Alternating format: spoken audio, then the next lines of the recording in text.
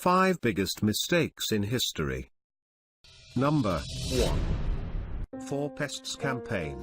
It was one of the main moves made in the Great Leap Forward by China from 1958 to 1962. The 4 irritations to be dispensed with were rats, flies, mosquitoes, and sparrows. The crusade was started as a cleanliness battle by Mao Zedong, who distinguished the need to eradicate mosquitoes, flies, rats, and sparrows. Sparrows, predominantly the Eurasian tree sparrow, were incorporated on the rundown since they ate grain seeds, victimizing the general population of their rewards for all the hard work. The masses of China were activated to kill the winged creatures, and nationals took to slamming pots and skillet or thumping drums to panic the feathered creatures from landing, compelling them to fly until they tumbled from the sky in fatigue. Sparrow homes were torn down, eggs were broken, and nestlings were slaughtered. Sparrows and different flying creatures were shot down from the sky, bringing about the close elimination of the feathered creatures in China. By April 1960, Chinese pioneers understood that sparrows ate a lot of creepy crawlies, and in addition grains. Instead of being expanded, rice yields after the battle against birds were significantly diminished.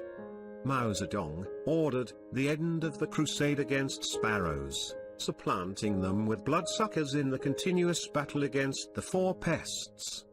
At this point, be that as it may, it was past the point of no return.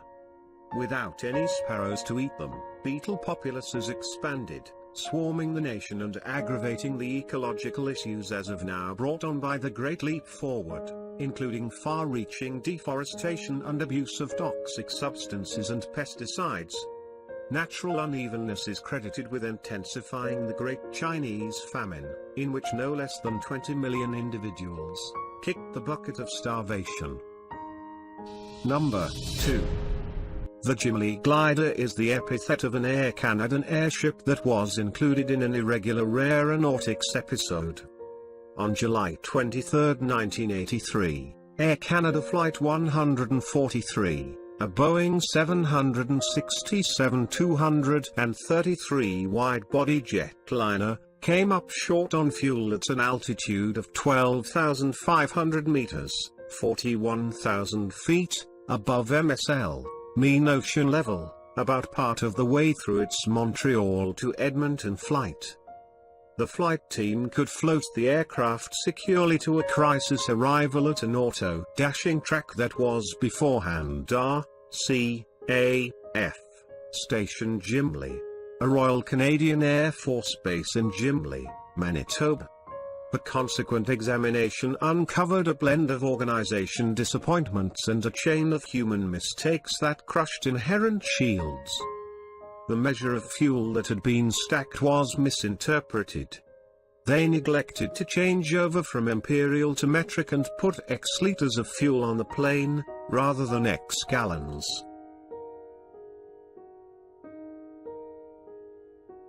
Number 3.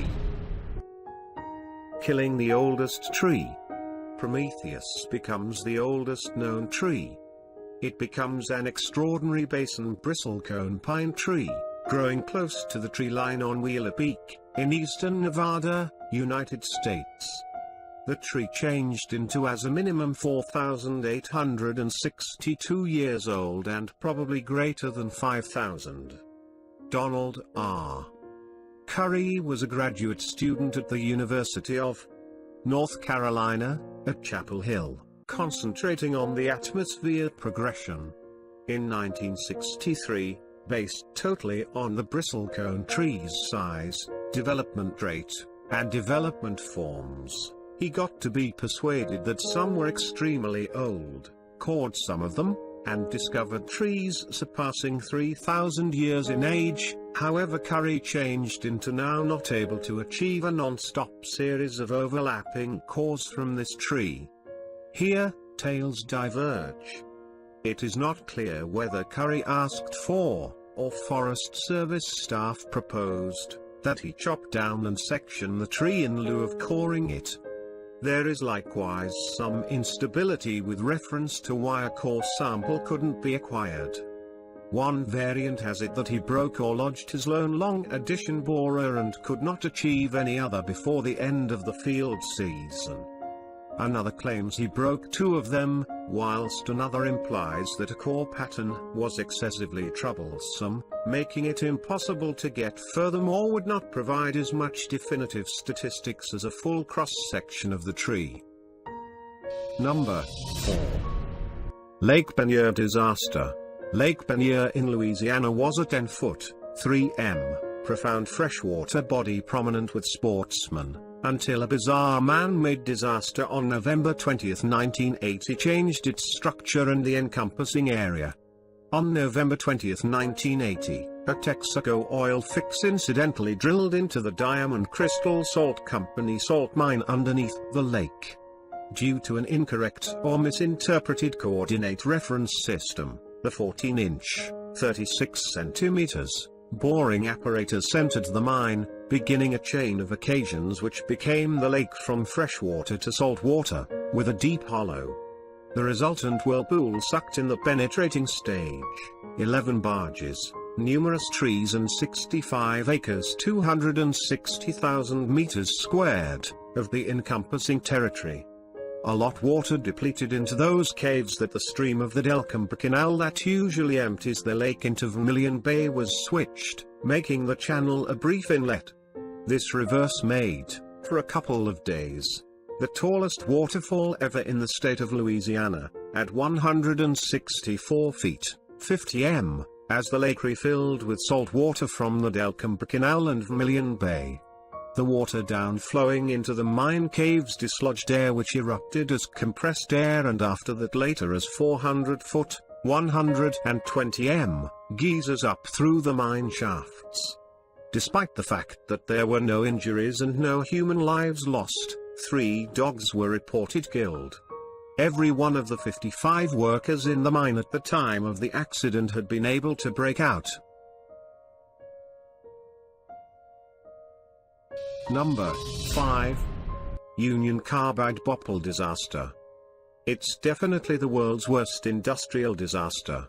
Union Carbide had a chemical plant in India that leaked dangerous gas and chemical into close-by town, killing 16,000 individuals. It was entirely attributable to neglect on the part of the administration of Union Carbide.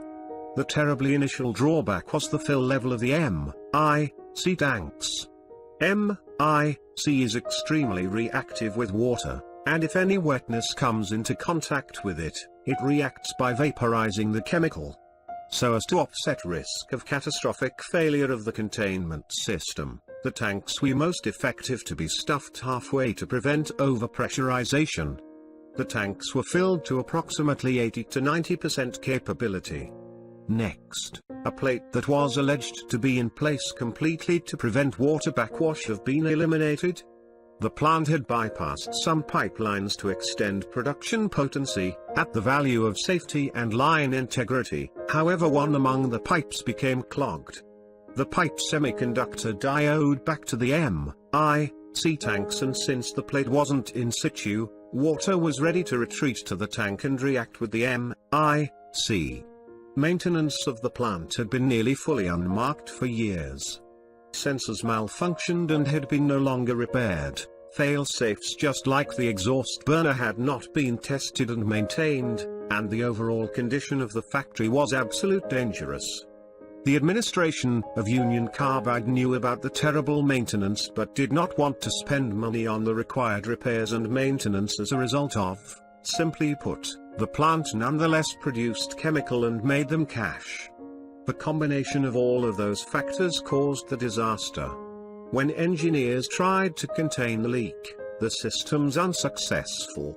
When they attempted to burn off the chemical because it came from the smokestacks of the plant, the burner unsuccessful. Every single feasible countermeasure, there were 4 failsafes between the M.I.C. tanks and also the tip of the smokestack, unsuccessful due to Union Carbide's greed.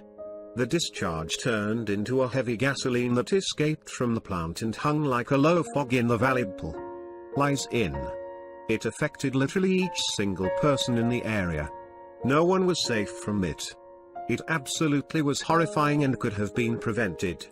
No one is aware of as expected what percentage individuals died either. However, the estimates vary from 4,000 to 16,000 depending on who you trust, with 500,000 injured.